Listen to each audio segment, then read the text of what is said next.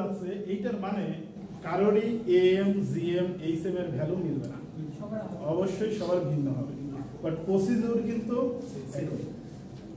তার মানে আরেকজনের খাতা থেকে দেখে লেখার স্কোপটা নেই, যেটা করতে হবে নিজেরটা নিজেকেই ক্যালকুলেশন করে বের করতে হবে। সেটা মিললে মিলবে, তার লাভ, সেটা কপাল গুনে পেয়ে গেছে। বাট আনফরচুনেটলি তোমাদের controller exam office seat plan অনুসারে পরীক্ষা নিতে চায়, সেক্ষেত্রে তো পড়াশোনা একেবারে নেই, পড়ে গেলে পড়ে যাবে, সমস্যা নেই। আচ্ছা, আমাকে প্রশ্নটা কি বুঝতে পেরেছো যে আমি কোথায় চেঞ্জ আনতে পারি? এই চেঞ্জটা অবশ্যই কোশ্চেনে থাকবে, এবং তোমাদের জন্য যতদিন আমি ক্লাস নিব ততদিন এই জিনিসটা থাকবে, মানে এইরকম কোশ্চেনে ডিফারেন্সিয়েট থাকবে। কিন্তু অঙ্ক কিন্তু কঠিন না, কি করছি কিছুই করিনি, এইখানে মনে করো এম এর মানটা এইভাবে দিছি, কিন্তু যদি এইভাবে দিতাম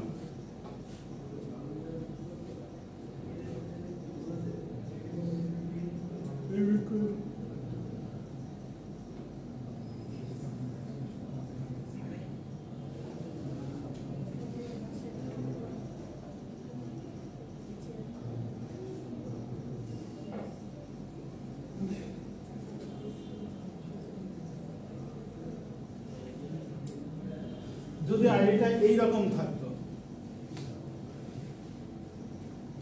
অথবা বুঝতেই পারছো যে এখানে ইকুয়েশনটা আরো অন্যভাবে চেঞ্জ করা যেতে পারে, গুণন করা যেতে পারে। এখানে এমন হতে পারে যে এইটার সাথে এখানে মাল্টিপ্লাই দিয়ে দিলাম 5 না 2 দিলাম,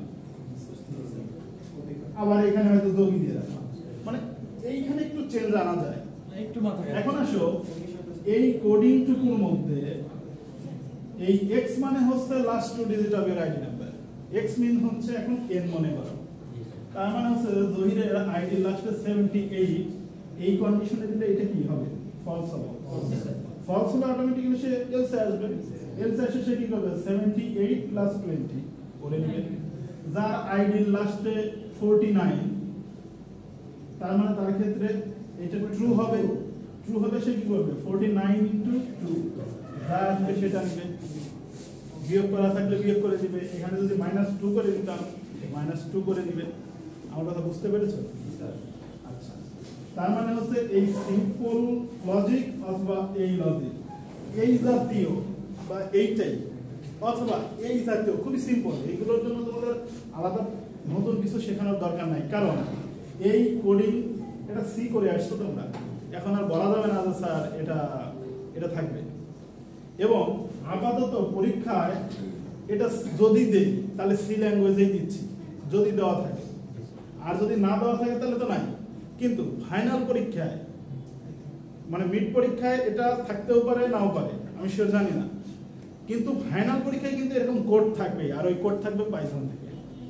তখন তোমাকে পাইথন থেকে আমি আগে যেহেতু করাই ফেলবো, সেহেতু তোমার এইরকম সেট থাকবে যেখানে কোশ্চেন অঙ্ক শুরু করার আগে তোমার 2 মিনিট ব্যয় হবে ভ্যালু বের করার জন্য, যে এই এম এর মান কত হবে সেটা জানার জন্য আগে 1-2 মিনিট সময় খাটতে হবে, এবং এইটা অবশ্যই কোশ্চেনে থাকবে, এখনো আছে, ফাইনালেও থাকবে, তবে ফাইনালে আর একটু লেভেল আপ থাকবে।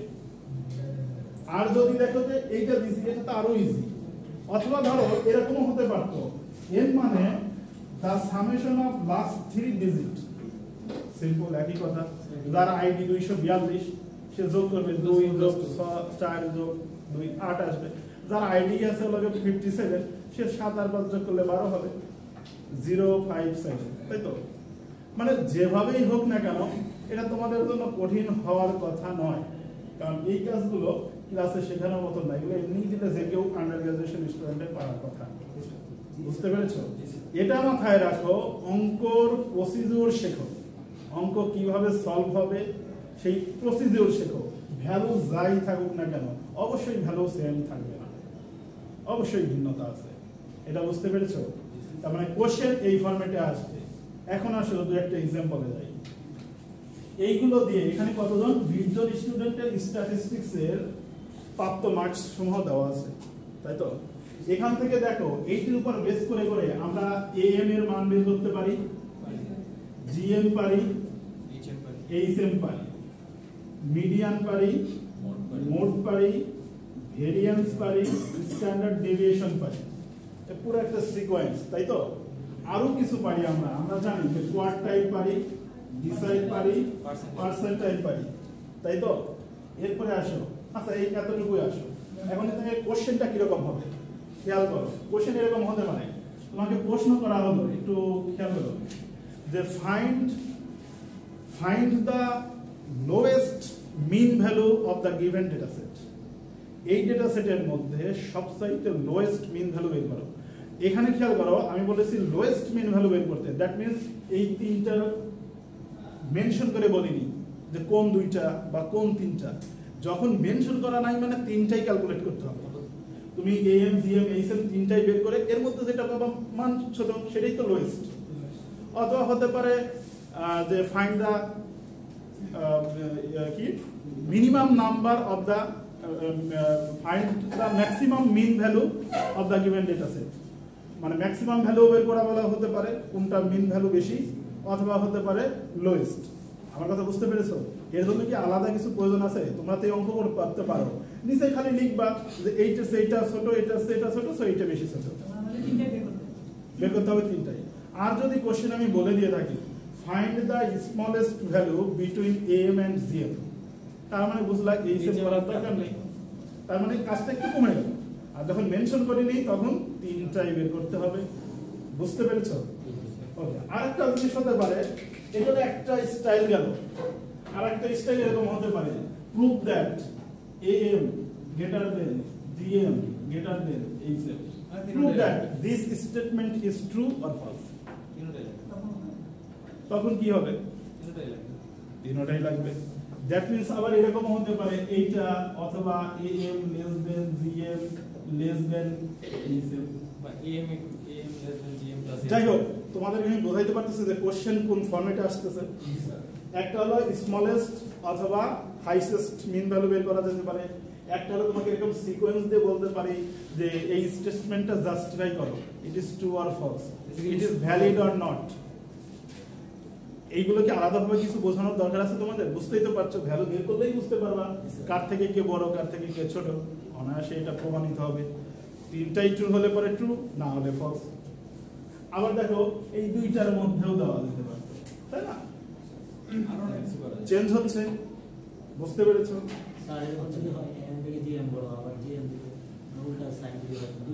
হবে হবে এমন হতে পারে এম এর সমান সমান জিএম আর এইচএম। যদি এম জিএম আর এইচএম কোনো কারণে সেম হয় তাহলে বলবো এটা ট্রু না, এটা ফলস। সিম্পল। কিন্তু হওয়ার সময় খুবই ক্ষীণ।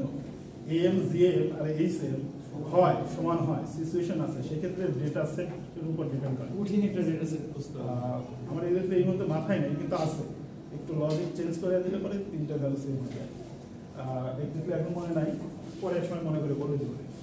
আচ্ছা, তার মানে হচ্ছে এই রকমের কোশ্চেন কিন্তু থাকতে পারে। আর এক থাকতে পারে সরাসরি calculate the M value, calculate GM value, সরাসরি বলা থাকতে পারে। ক্যাটাগরিগুলো বুঝতে পেরেছো কোশ্চেনে? আচ্ছা, এরপরে আসো এরকম বলা হতে পারে যে find the third quartile value of the given data set. কোনো অসুবিধা আছে এখানে? পারার কথা, তাই না? আচ্ছা, মনে করো কোশ্চেনটা এইভাবে দিলাম, পার্সেন্টাইল এমন কিছু দিয়ে দিয়েছে 99টা বাই করতে। মনে করো এই পার্সেন্টাইল বলে বলেছে, পার্সেন্টাইল আগে বলেছে। মনে করো তোমাকে বললাম যে এইখানে আছে কততম পার্সেন্টাইল। মনে করো যে এখানে আমি লিখে দিলাম যে px তম পার্সেন্টাইল ভ্যালু কত, এটা ক্যালকুলেট করো। px তম পার্সেন্টাইল ভ্যালু বের করতে এখানে x এর মান আমার নিচে জানা দরকার। আমি কি করলাম, এখানে বলে দিলাম x মানে হলো তোমাদের যে, আচ্ছা এখানে একটু স্টপ হও, অন্য একটা জিনিস আসি। এইগুলোর সাথে পরিচয় আছো? এখানে আমি লিখলাম 2.4, এখানে লিখলাম 2.4। এইটার কি নাম বলো তো? এই সিম্বলটার কি নাম? Ceiling function. এটাকে বলা হয় সিলিং ফাংশন, আর এটাকে বলা হয় নিচের দিকে আছে ফ্লোর, ফ্লোর ফাংশন। এই ফ্লোর, এই হলো সিলিং, এটাই তো। সিলিং মানে হচ্ছে এইটা হাইয়েস্ট ইন্টিজার নাম্বার 3 হয়ে যাবে। এটা 2.0 হলেও হবে 3, 2.1 হলেও 3, 2.99 হলেও 3। দ্যাট মিন্স এটা হলো সিলিং ভ্যালু। আর যদি এইখানে 2.99 হয়, 2.0 হয়, 2.1 হয়, তাহলেও এটার ফ্লোর ভ্যালু হবে 2। এই জিনিসটা সবাই বোঝো? না বুঝলে এখন মাথায় নিয়ে না। ধরো পরীক্ষায় এইখানে যে x তম পার্সেন্টেজ ভ্যালু বের করতে বলবো, আমি বলে দিলাম x মানে হচ্ছে তোমার যে মিডিয়ান ভ্যালু আছে সেই median value ceiling value. The ceiling value of median is considered as x. Suppose তুমি এই অঙ্কটা করে মিডিয়ান ভ্যালুতে মান পেয়েছো 56.7 অথবা সরাসরি 56 পেয়েছো, মানে ফ্র্যাকশন আসার কিন্তু একটা সম্ভাবনা আছে, যে কারণে আমি তোমাকে হয় সিলিং না হলে ফ্লোর যে কোনো ভ্যালু নিতে বলতে পারি। এখন এই ক্ষেত্রে যে 56 আসলে তাহলে আমরা ধরে নেব 56.0, তাহলে আমরা 57 ই ধরব। সিলিং হইলে 57, আর যদি সিলিং হইলে 57, আর যদি ফ্লোর বলি 56, 10 মিনিট বাদ দিই। তার মানে হচ্ছে তোমাকে আমি এখানে দুইটা জিনিস বলতে পারি। এক হচ্ছে দা সিলিং ভ্যালু অফ মিডিয়ান। দেখো ওই সময় অঙ্ক করার সময় মিডিয়ান ভ্যালু বের করতেই বলি, বাট এইখানে এসে প্রশ্ন করতেছি px তম পার্সেন্টেজ বের করো, যেখানে x মানে হচ্ছে মিডিয়ান ভ্যালুর সিলিং ভ্যালু অথবা ফ্লোর ভ্যালু। দ্যাট মিন্স তোমাকে বলতেছে যে মিডিয়ানও বের করতে হবে, তা না হলে তুমি যেটা বলো না, অবশ্যই তোমাকে মিডিয়ান ক্যালকুলেশন করে দেখাইতে হবে যে মিডিয়ান ভ্যালু সাপোজ মনে করো 56.7। এটা আসার পরে তুমি তখন লিখবা যে এটা সিলিং ভ্যালু হয় হচ্ছে 57। দ্যাট মিন্স এইখানে 57 দিয়ে এরপরে তুমি পার্সেন্টাইল ভ্যালু বের করবা। আমার কথা কি সবাই বুঝতে পেরেছো? তার মানে খেয়াল করো, সবার যেহেতু ইনপুট ভ্যালু ভিন্ন ভিন্ন, মিডিয়ানও ভিন্ন হওয়ার সম্ভাবনা খুব হাই। মিলে গেলে সেটা বুঝবা কপালে ছিল, পাশাপাশি মিলার ঠিক আছে, তবে মিলার সংখ্যা খুবই কম, আবার মিলেও যেতে পারে। ধরেই নিলাম মিলে গেছে, তাতে সমস্যা কিসের? বললাম তোমাদের কাজ হচ্ছে প্রসিডিউর ফলো করা। সবাই বুঝতে পেরেছো? গ্রুপ রাখার জন্য তো স্যার পার্সেন্টেজ ডিসাইড এগুলো বের করে দিই। আগে গ্রুপ করে নিতে হবে। ওয়েট আমার মাথায় আছে, আমি এক এক করে শেষ করে নিই, তারপরে সবশেষে সময় নেব তোমাদের কথা বলার জন্য। আচ্ছা, তার মানে হচ্ছে এই যে পার্সেন্টেজ ভ্যালু কিভাবে বের করতে বললাম, বুঝতে পেরেছো? আচ্ছা, এইখানে মনে করো আমি এভাবে না দিয়ে তোমার আইডির লাস্টে যে এম এর মানটা দিতে বললাম, তাও নাও দিতে পারে, নাও দিতে পারে। লজিক আমি সেট করে দিব, তো আমার মাথায় ওটা আছে যে এটা পসিবল অর নট। এটা আমি সেট করে দেওয়ার সময় আমি ভেবে চিন্তে দিব। অলরেডি তোমাদের কোশ্চেন আসলে জমা দিয়ে দিছি, এখন যে কি কোশ্চেন দিচ্ছি সেটাও ভুলে গেছি, ঠিক আছে। তবে যতটুকু মনে আছে, আমার কোশ্চেনের প্যাটার্ন হলো সেম, এই অলওয়েজ আইডি নাম্বার ইউজ করা, এই যে লজিকগুলো দেওয়া, এগুলো কমন, কিন্তু অঙ্ক ইজি, ঠিক আছে। তবে হ্যাঁ, ফাইনাল পরীক্ষার আগে তোমাদের এইরকম ছোট ছোট লজিক আরো অনেক আমি করাবো এক্সট্রা, যেখান থেকে তোমার ফাইনাল পরীক্ষায় থাকবে। অঙ্ক দেখবা সবচেয়ে ইজি, বাট এই লজিকটাই হচ্ছে আমাকে একটু ভাবাচ্ছে। কারো 1 মিনিটে মিলবে, কারো 5 মিনিটে মিলবে, বাট মিলবে। আবার এমন দেওয়া থাকবে না তো এটা অসম্ভব, কেউ পারলোই না, তাহলে দিয়ে লাভটা কি হবে? Differentiation, integration. অবশ্যই যে খুব ভালো প্র্যাকটিস করেছে, লজিক করেছে, সে 70 ক্রস করতে পারবে ইজিলি, বাট 70 ক্রস করতে হলে তোমাকে অবশ্যই মাথা খাটিয়েই আসতে হবে। এমন না 5টা অঙ্ক পড়েছি, 2টা কমন পড়েছে, এ প্লাস করেছে, নো, এই কোর্সে সেটা সম্ভব না। এই কোর্সের কোশ্চেনগুলো সব হবে লজিক, সব ক্রিয়েটিভ। কিরকম একটা এক্সাম্পল এইগুলো আসো। আচ্ছা দেখো, পার্সেন্টাইল বলেছি, তার মানে একইভাবে চাইলে আমি ডিসাইলের ক্ষেত্রেও চেঞ্জ করে ফেলতে পারি, তাই না? কোয়ার্টাইলের ক্ষেত্রে সম্ভাবনা খুবই কম, কারণ আছেই 3টা, এখানে করাটা খুবই টাফ। কোয়ার্টাইলে আমরা ওই উপরের মেথড ইউজ করি, কিন্তু কোয়ার্টাইলে একটা ঘটনা ঘটে দিতে পারি, সেটা হচ্ছে কি, কোন কোয়ার্টাইল বড়? ও একটা লজিক বের করেছে, এটা অবশ্য আমার মাথায় এটাকে আসে না, কিন্তু সুন্দর একটা কথা বলতেছে, নেক্সট টাইমের জন্য মাথায় রেখে দিলাম। এখানে আমি 3টা কোয়ার্টাইলের মধ্যে ছোট বড় জানতে চাইতে পারি, ডিসাইডের হইতে পারে, পার্সেন্টাইলের ক্ষেত্রে হইতে পারে, তাই না? পার্সেন্টাইলের ক্ষেত্রে না হবে না কেন?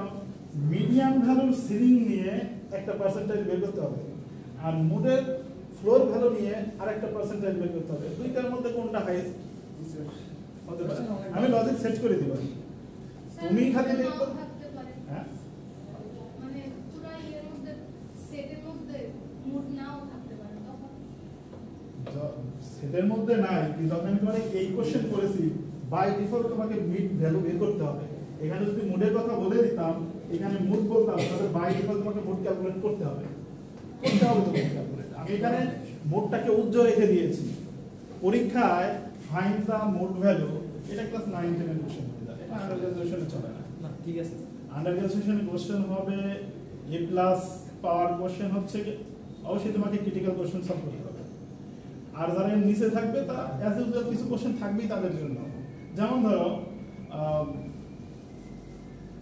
এমন কোশ্চেন আছে যেটা মনে হবে যে এটা কি অঙ্ক দিবে, এখন বলবে যে এত ইজি অঙ্ক দেওয়ার দরকার ছিল, আনএক্সপেক্টেড, এরকমও থাকবে। আবার থাকবে একটা অঙ্ক 5 মিনিট হচ্ছে আর একটা অঙ্ক 15 মিনিট 20 মিনিট লাগতেছে, ওটাকে ভেবে বের করে নিয়ে আসতে। অবশ্যই লজিক থাকবে, কারণ এ প্লাস পেতে হলে তোমাকে এই কোর্সে ক্রিটিক্যাল কোশ্চেন অ্যান্সার করতেই হবে, আদারওয়াইজ এ প্লাস হবে না। আর ক্রিটিক্যাল কোশ্চেন পাওয়ার সম্ভাবনা তারই যে অ্যাকচুয়ালি প্র্যাকটিস করছে। আর আমি যখন বলে যাচ্ছি কথার ভিতরে কিন্তু অনেক পয়েন্ট চলে যাচ্ছে যেটা তোমরা নোট নিচ্ছ না, যে কারণে ধরা খাইবা। পরেতে যখন পরীক্ষার আগে দেখতে যাবা আমার নিশ্চিত ওই পয়েন্টগুলো ছুটে যাবে যেটা পরীক্ষায় আসবে। এই কারণে কিছু কথা থাকে নোট, যেটা টিচারের মুখ দিয়ে বের হয়ে যায়, ওটা নোট রেখে দিতে হয়, যেটা কাজে লাগে। এই আসো আরেকটু হিন্টস আছে, আরো কিছু হিন্টস আছে। আচ্ছা, এই পর্যন্ত বুঝতে পেরেছো? ধরো তোমাকে বলা হলো find the standard deviation value of the given set, তার মানে হচ্ছে বাই ডিফল্ট তোমাকে কোনটা বের করতে হবে? স্ট্যান্ডার্ড ডেভিয়েশন ভ্যালু বের করতে গেলে কি বের করতে হবে? ভেরিয়েন্স ক্যালকুলেট করতে হবে। মানে এটা বাই ডিফল্ট করতেই হবে, কারণ আমি তোমাকে চেয়েছি স্ট্যান্ডার্ড ডেভিয়েশন ভ্যালু। আমরা জানি এই ভ্যালুটা হয় ভেরিয়েন্সের ভ্যালুর রুট স্কয়ার করে। সো বাই ডিফল্ট তোমাকে ভেরিয়েন্স, বুঝতে পারছো? আচ্ছা, এ তো গেল হচ্ছে সেন্ট্রাল টেন্ডেন্সির উপরে আলোচনা। এখন সামনে যাও, তোমাদের হচ্ছে ডিসপারশনের আসো। ডিসপারশনে অলরেডি আলোচনা হয়ে গেছে, তোমাদের 2 জন প্লেয়ারের মধ্যে কম্পারিজন করা হতে পারে, 3 জনের মধ্যে হতে পারে। আমি একটা উদাহরণ দিই। সাপোজ মনে করো তোমাদেরকে player A, player B and player C, এই 3 জন প্লেয়ারের মধ্যে তোমার মতামত চাওয়া হচ্ছে। মানে 3 জন প্লেয়ারের ওইটাই বলি যে 10 ম্যাচের রান এখানে লিখে দিয়েছি আমি।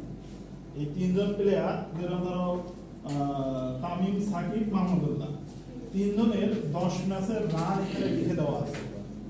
এখন তোমার কাছে আমি ওপিনিয়ন চাচ্ছি, যে তোমার ওপিনিয়ন কি অ্যাবাউট দিস 3 ব্যাটসম্যান। এই 3 জন ব্যাটসম্যানের উপরে তোমার মতামত চাচ্ছি। দেখো কথাটা খালি বলেছে কি, just explain your opinion of the 3 players আর দ্য 3 প্লেয়ার্স। এই 3 জন প্লেয়ারের উপরে তোমার ওপিনিয়ন কি, এটা প্রশ্ন করেছি। যখন তোমার 3 জন প্লেয়ারের মধ্যে ওপিনিয়ন চাচ্ছি, এটার মানে হচ্ছে তোমাকে 3 জন প্লেয়ারের মধ্যে কম্পারিজন করতে বলছি, যে কাকে তুমি এগিয়ে রাখতে চাও, কাকে তারপরে রাখতে চাও, কাকে তারপরে রাখতে চাও। আই মিন কার অবস্থান ভালো, কার অবস্থান মিড, কার অবস্থান লো, এই 3 জনের মধ্যে সেই কম্পারিজনটা তোমাকে তুলে ধরতে হবে। আর এটা তুলে ধরে দেওয়ার জন্য উপায় হচ্ছে ডিসপারশন মেথড। ডিসপারশন মেথড মানেই হচ্ছে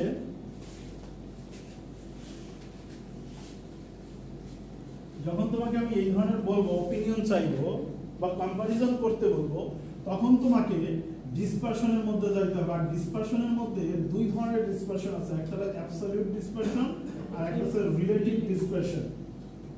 আমরা তো বুঝতে পেরেছো? তো আমরা রিলেটিভ ডিসপারশনে এই মুহূর্তে তোমাদের আমি যাইতে উৎসাহী দিচ্ছি না, শুধুমাত্র তোমরা অ্যাবসলিউট ডিসপারশন করো। কিন্তু সরি, রিলেটিভ ডিসপারশনে তো যেতেই হবে, কারণ যেহেতু হচ্ছে আমার 2 জনের সাথে কম্পারিজন, তাই না? আচ্ছা, 3 জনের সাথে কম্পারিজন, তার মানে হচ্ছে ইন্ডিভিজুয়ালের ক্ষেত্রে আমাদেরকে বের করতে হবে হচ্ছে অ্যাবসলিউট ডিসপারশন, আর কম্পারিজন যেহেতু একাধিক জনের মধ্যে হয়ে যাচ্ছে, তো আমাদের রিলেটিভ ডিসপারশনও লাগবে। দুটেই আসলে লাগবে, তাই না? আচ্ছা, তো এইখানে অ্যাবসলিউট ডিসপারশনের মধ্যে range, semi, inter quartile range, অথবা এটাকে কোয়ার্টাইল ডেভিয়েশনও বলে। তারপরে হচ্ছে এভারেজ ডেভিয়েশন, আর একটা স্ট্যান্ডার্ড ডেভিয়েশন। এই 4টা ভ্যালু আমার লাগবে। এই চারটা ভ্যালু কার ক্ষেত্রে বের করবা? এর ক্ষেত্রেও বের করবা, বি এর ক্ষেত্রেও করবা, সি এর ক্ষেত্রেও। চারটা ভ্যালুই বের করবা, বড় না, সূত্রগুলো তুমি ছোট ছোট। প্রসেস হয়ে গেলে তাড়াতাড়ি বের হবে, ঠিক আছে? এটার জন্য আসলে অঙ্ক করোইনি, দুইটা অঙ্ক করলেই বুঝতে হবে আসলে এটা কোনো ফ্যাক্ট না, এটা জাস্ট টাইম কনজিউমিং ব্যাপার। ক্যালকুলেশন যত ফাস্ট হবে তার টাইম যত কম লাগবে। বাট তুমি যদি একদম ফার্স্ট একটা দুইটা অঙ্ক করে পরীক্ষার হলে আসো, তো তোমার জন্য হার্ড হয়ে যাবে। এরপরে কম করে হলে আমি সাজেশন দেবো 4 থেকে 5টা অঙ্ক নিজে সলভ করো, নেটে সার্চ দিয়ে র্যান্ডমলি 10টা নাম্বার নাও, 10টা নাম্বার তামিমকে দাও, 10টা নাম্বার সাকিবকে দাও, 10টা নাম্বার মাহমুদুল্লাহকে দিও, তুমি নিজে নিজে টেস্ট করো। এই কাজ পরীক্ষার আগে এসে দেখে যারা আসবে নিশ্চিত থাকো অবশ্যই তাদের অবস্থা খারাপ হবে। অবশ্যই এই স্ট্যাটিস্টিক্সে ভালো কিছু করতে হলে তোমাকে আগে থেকে অনেক প্র্যাকটিসে থাকতে হবে। এই যে ক্লাসে করিয়ে গিয়েছি, যারা যারা সময়ের সাথে সাথে প্র্যাকটিস করেছো তারাই শুধু গেইন করবে, বাকি কেউ গেইন করতে পারবে না। পরীক্ষার আগের রাতে পরে স্ট্যাটিস্টিক্সে ভালো যদি কেউ করে তাহলে বুঝতে হবে সে এক্সেপশন, খুব ট্যালেন্ট। আদারওয়াইজ যারা তোমরা মিড বা একটু দুর্বল আছো, আমি সাজেস্ট দেবো অবশ্যই প্রত্যেকটার ব্যাপারে কমপক্ষে 2 থেকে 3টি করে অঙ্ক সলভ করো।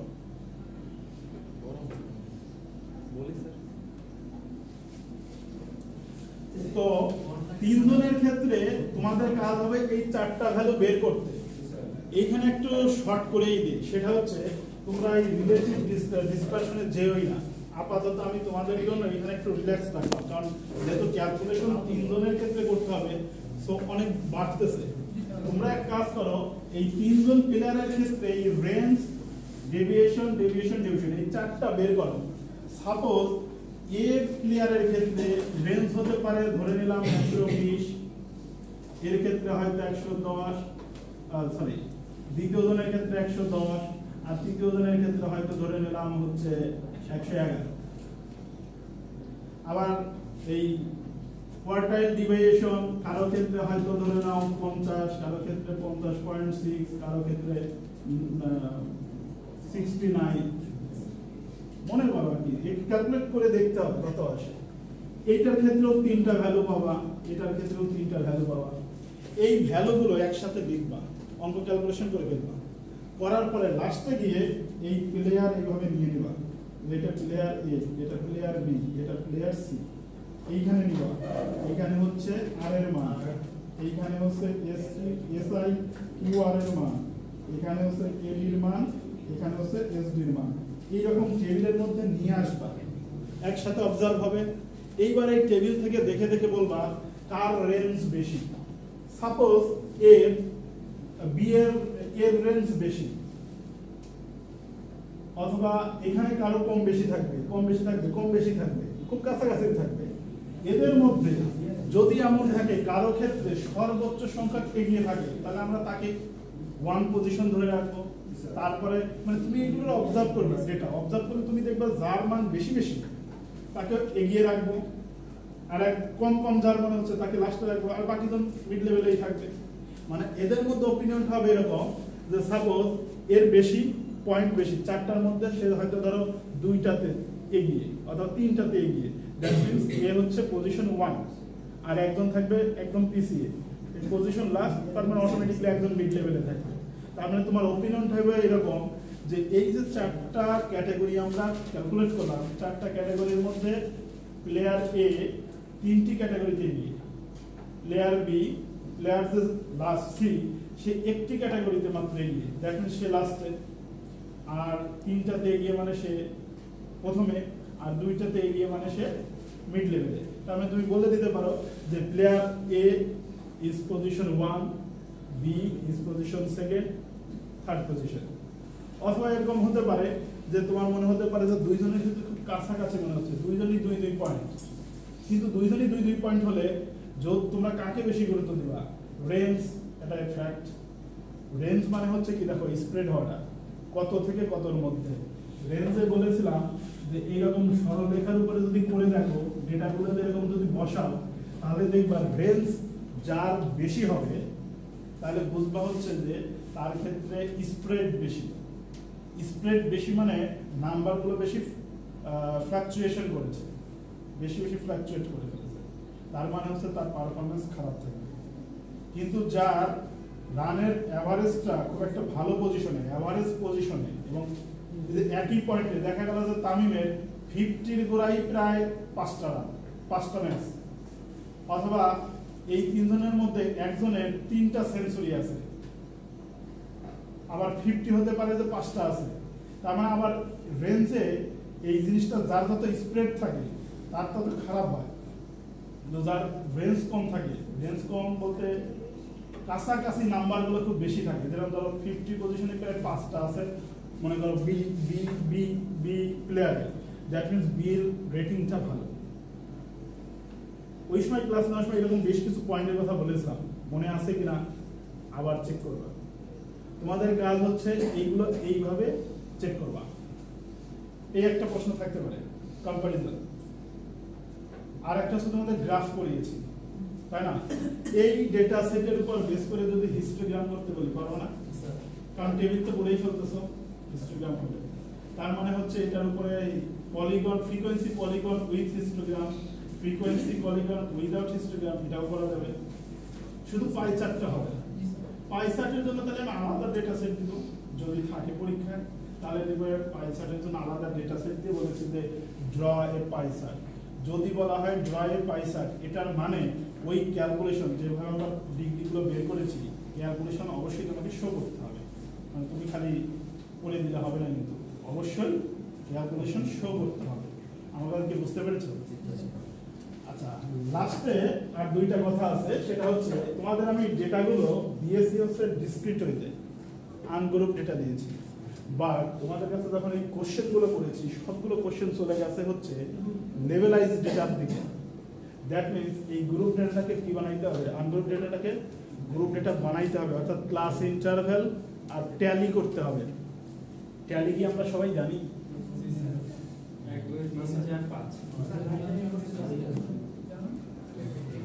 ট্যালিটা যারা ভুলে গেছো, আমি বলবো ভুলে গেছো, কারণ এটা তো তোমরা আসলে ক্লাস 9 থেকে পড়ে আসছো। এইটা মনে করো ক্লাস ইন্টারভ্যাল, এই সবাই এইটা মনে করো ক্লাস ইন্টারভ্যাল, আর এইটা হলো ফ্রিকোয়েন্সি এফআই।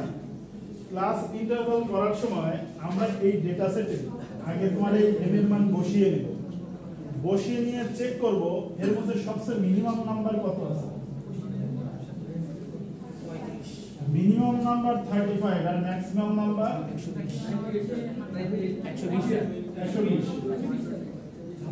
120। কারো যদি কোনো কারণে এম এর মান এর চেয়ে বেশি আসে তাহলে ওইটাকে মার্ক করব, তার মানে খাতায় এইটা কোশ্চেন থেকে উঠে আনবা, আর ওইখানে এই এম এর মান তোমার যেটা আসে সেটা বসাবা। এরপরে যদি দেখো কারো এই এম এর মানটাই বেশি তাহলে সেটাকে মার্ক করবা। এখন আসো মিনিমাম 35 আর ম্যাক্সিমাম আছে 120। এখন এই ডিফারেন্স নেওয়ার নিয়ম আছে, এই নিয়ম টেমের মধ্যে যাওয়ার দরকার নাই তোমাদের, তোমরা অলওয়েজ 10 ডিফারেন্স নাও। আমরা যদি 30 থেকে শুরু করি তাহলে আমরা নিতে পারি 30 থেকে 40, যেটা তোমাদের পড়ানোর সময় তোমরা এইভাবে নিয়ে নাও, 40 থেকে 50, 50 থেকে 60, এইভাবে কত দূর যাবে, ম্যাক্সিমাম নাম্বার যত দূর থাকবে তত দূর। ম্যাক্সিমাম নাম্বার কারো যদি 128 হইতো, এখানে যদি 128 আসতো তাহলে 130 পর্যন্ত নিতাম। বুঝতে পেরেছো? তোমরা এরকম 10 ডিফারেন্স বাই পেপারকে নিয়ে নাও। ট্যালি করার সময় এখানে সরাসরি এফআই না, এখানে হবে ট্যালি। ট্যালি করার সময় কিভাবে করতে হয় আমরা জানি যে এখানে নাম্বারটা কাটবো 35, এইটা কোন রেঞ্জের মধ্যে আছে সেখানে একটা দাড়ি দিতে হয়, দাগ দিতে হয়, একটা দাগ দিতে হয়। এরপরে হচ্ছে 46 কেটে দিব, এখানে 46, এখানে একটা একটা করে কেটে দিব, আর এখানে একটা করে করে ট্যালি দিব।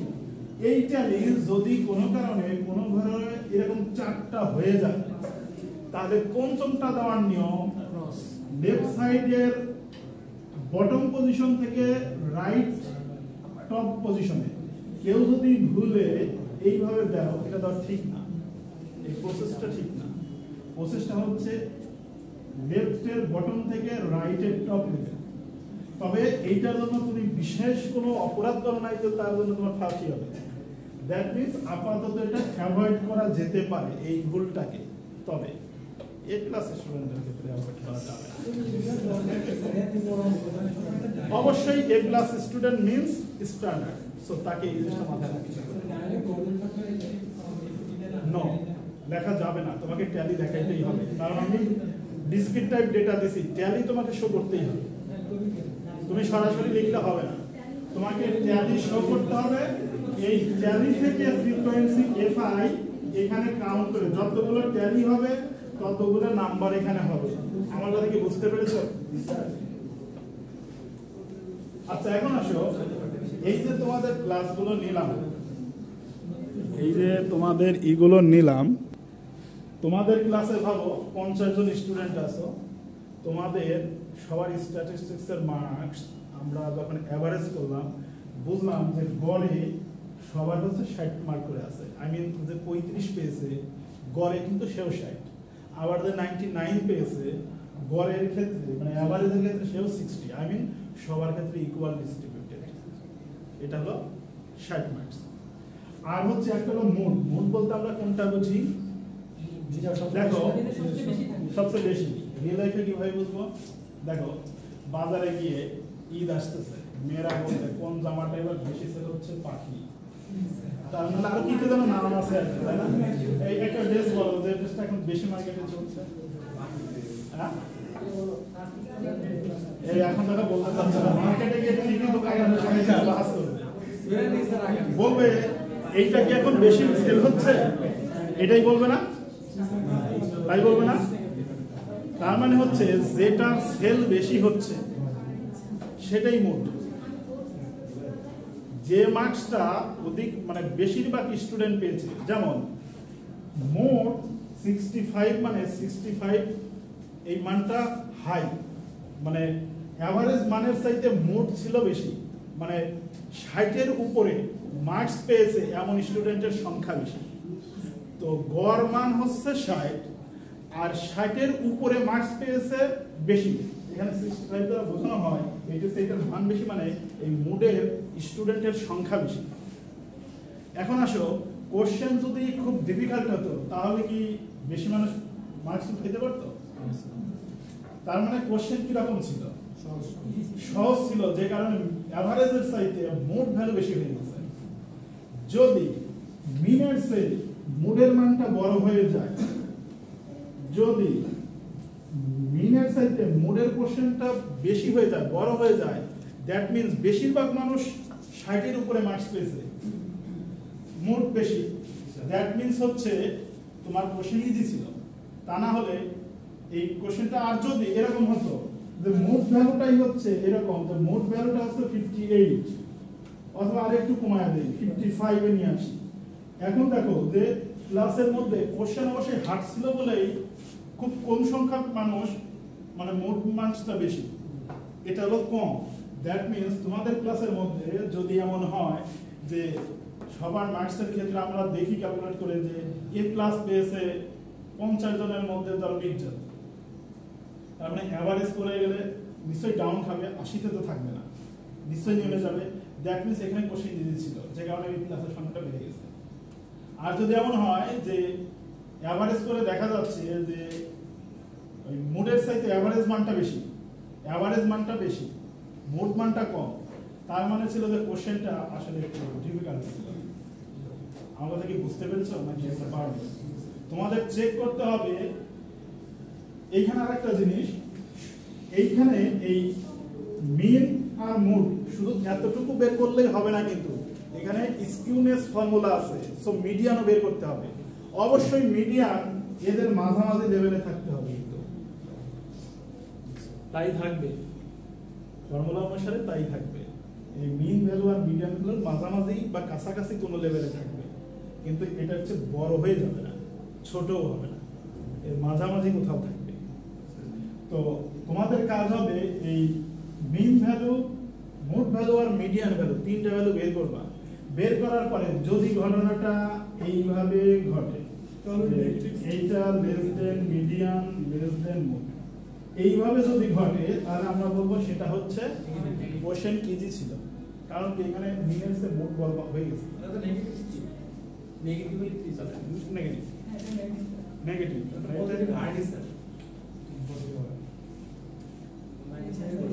এরকম না, এরকম এটা পজিটিভ না আমরা স্যার এটা পজিটিভ এটা পজিটিভ ব্যাপারটা হচ্ছে এরকম, তাই তো? এইখানে এইটা হচ্ছে মিন ভ্যালু, এটা মিডিয়ান, এটা মোড, তাই তো? মিন মোড মানে এখানে আমরা বলতেছি এইটা হচ্ছে এইটা, তাই তো? এটা এটা হ্যাঁ তার মানে হচ্ছে এটা নেগেটিভ। নেগেটিভ হওয়া মানে হচ্ছে আসলে আর যদি পজিটিভ হয়ে যায় প্রশ্নটা হার্ড ছিল। হ্যাঁ তাহলে কথাটা একটু রিভার্স করে নাও। নেগেটিভ হলে ইজি, পজিটিভ হলে হার্ড হয়ে যাচ্ছে। দেখ কারেকশন করে মানে তোমরা বুঝতে তো পেরেছো কোশ্চেন হতে পারে এইটা দিয়ে determine the question was difficult or hard, মানে ডিফিকাল্ট অর ইজি। এই কোশ্চেনটা difficult measurement by using skewness measurement. কোশ্চেনটা সাজায় দিচ্ছি, যেমন ধরে আমাদের পারে determine the question was difficult or easy using or utilising measure হচ্ছে কি স্কিউনেস মেজারমেন্ট। এইখানে গ্রাফ দেখানো লাগে, এখানে কিন্তু ইঙ্গিত আমি দিয়ে দিচ্ছি। এই ক্ষেত্রে গ্রাফটা জরুরি না, কারণ হচ্ছে আমি লজিক থেকেই বলে দিতে পারতেছি।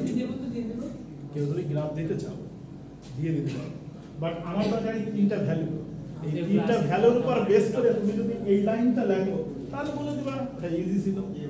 এই তিনটা ভ্যালু দিলে তো আমার গ্রাফ লাগতেছে না, গ্রাফ দেওয়াটা ম্যান্ডেটরি না, কারণ আমরা এই তিনটা ভ্যালু যদি এখানে লেস দেন আসে বলে দেবো এই question was easy because of mean value is less than. Clear? আচ্ছা, আর কোথায় স্ট্যাটিস্টিক্স কোশ্চেন সেট করা যায়? আর একটা হচ্ছে যে বললাম প্লেয়ারদের মধ্যে কম্পারিজন। তোমাকে বলা হতে পারে যে তিনজন প্লেয়ারের 10 দিনের ম্যাচে রানগুলো নিচে দেওয়া রয়েছে, এখন তুমি ডিসপারশন মেথডের উপর বেস করে এক্সপ্লেইন করো যে এই দুইজনের কম্পারিজন করো এবং তোমার অপিনিয়ন দাও। অপিনিয়ন চাওয়া মানে দুইজনের কম্পারিজন করে অ্যাবসলিউট ডিসপারশনের ওই 4টা ভ্যালু বের করে বলবা যে কার থেকে কে বেশি ভালো। স্যার কঠিন সিচুয়েশন একটা ব্যাপার, দুজনে আমাদের কম্পেয়ার কি বলতে স্যার, এখন দুজনে সমান সমান হয়েছে, এই ক্ষেত্রে রেঞ্জ সমান স্যার। এই ক্ষেত্রে যার রেঞ্জ বেশি থাকবে তাকে নিচে নামানো যাবে। স্যার ধরেন রেঞ্জটাও সমান সমান, দুজনে এভারেজে ভালো স্কোর করছে, তাহলে আমরা কোয়ার্টাইল ডেভিয়েশনকে ফলো করব। কোয়ার্টাইল ডেভিয়েশনে যাকে এগিয়ে থাকবে তাকে এগিয়ে থাকবে। মানে আমরা যে পরের স্টেপগুলো দেখতে পাই আমরা এগুলো অবজার্ভ করে একটির সাথে একটা কম্পেয়ার করব। তিনজনেরই রেঞ্জ টেস্ট করব, দেখবো তিনজনের রেঞ্জ তো পাশাপাশি লেখা হচ্ছে, এর মধ্যে মার্ক করে ফেলবা যে এ হাইস্ট আর লোয়েস্ট পাইলে মিডিয়াম তো আমার ফ্যাক্ট না, এখানে আছেই তিনজন। আর যদি থাকে দুইজন ব্যাটসম্যান, একজন যদি হাইস্ট হয় বা উইকেট একজন, তবে হ্যাঁ তুমি পয়েন্ট দিবা যে রেঞ্জের ক্ষেত্রে প্লেয়ার এগিয়ে, কোয়ার্টাইল ডেভিয়েশন, এভারেজ ডেভিয়েশন আর হচ্ছে স্ট্যান্ডার্ড ডেভিয়েশন, তিনটার মধ্যে 3টি পয়েন্টে এ ব্যাটসম্যান এগিয়ে। এ ব্যাটসম্যানকে আমি প্রায়োরিটি প্রথমে দেব, বি ব্যাটসম্যানকে পরে প্রায়োরিটি দেব। আসলে এখানে তোমাকে তো জানতে চাচ্ছি এই 2জন বা 3জন ব্যাটসম্যানের মধ্যে যার অবস্থানটা ভালো তৈরি হবে তাকে আমি আগে নামাবো। বুঝতে পেরেছো? জাস্ট এটা বোঝার জন্য যে এইভাবে যে রান করে যাচ্ছে। ও আচ্ছা, এখানে কিন্তু চাইলে এখানে যখন ডিসিশন নিতে তোমার যদি আরো প্রবলেম মনে হয় সেম হয়ে যাচ্ছে, তোমরা মিনিমাম ম্যাক্সিমাম দেখো রানের ক্ষেত্রে কয়টা 50 আছে কয়টা 100 আছে, যার 50 বেশি থাকবে তাকে এগিয়ে রাখবা। এদিকে সব সেম হচ্ছে কাছাকাছি, দ্যাট মিনস 50 যার বেশি তার মোট বেশি তাকে এগিয়ে রাখবা বেশি, যারা 100 বেশি তাকে আরো বেশি এগিয়ে রাখবা। যদি এমন হয় যে এ ব্যাটসম্যানের 100 বেশি, বি ব্যাটসম্যানের 50 বেশি, সেক্ষেত্রে কি করবো? 100কে প্রায়োরিটি আগে ডিসিশন নেওয়া দরকার। দেখো 100 করেছে কিন্তু তার বাকিগুলোর রান এভারেজ কেমন? ওই তিনটা ম্যাচে সে 10টার মধ্যে 3টাতে 100 করেছে, বাকি যে 7টা আছে সেগুলো যদি এভারেজ খুবই খারাপ থাকে তাহলে তো ওই 3টা ডাউন থাকে। কিন্তু যদি বাকিগুলোও যদি একটা এভারেজ ভালো থাকে তাহলে আমরা বলবো যে ঠিক আছে আমরা সেঞ্চুরিটাকে প্রায়োরিটি দেবো। কিন্তু যদি এমন হয় তার বাকি ম্যাচগুলো খুবই খারাপ কিন্তু সেই তুলনায় বি ব্যাটসম্যানের 50-র সংখ্যাই 7টা বা 7টা না, ধর 5টা আছে এবং বাকি যে 5টা ম্যাচ সেগুলোও একদম খারাপ না, এভারেজ করলে দেখা যায় যে এর চেয়ে বি এগিয়ে থাকে। তাহলে বি কে প্রায়োরিটি দিব, কারণ সে নির্ভরযোগ্য এই ক্ষেত্রে, কারণ তার কাছ থেকে মোটামুটি একটা অ্যাভারেজ মান আসার সম্ভাবনা হয়। সেক্ষেত্রে হিট ব্যাটসম্যানকে আগে যদি পাঠা দেই তাহলে আমার আগেই উইকেট পড়ে গেলে আমার জন্য চাপ বেশি। সবার টার্গেট কি থাকে, প্রথম দিকে উইকেট পড়তে দেওয়া যাবে না, যার উইকেটে এগিয়ে যায় সে কিন্তু লাস্টে খুব ভালো করতে পারে, এটা স্কোপ তৈরি হয়। এই কারণে খুব মারমুখী ব্যাটসম্যানকে কিন্তু সরাসরি নামিয়ে দেওয়াটা কিন্তু বুদ্ধিমানের কাজ না। মাথা প্রথমে ঠান্ডা রাখার মতন প্লেয়ার দিতে হয়, হিট করবে প্লাস অফ করবে, দুটোই করতে হবে। টিম সিলেকশনের সময় অফকোর্স দুইটা ইনফরমেশন নেওয়া হয়, প্রত্যেক প্লেয়ারের বিগত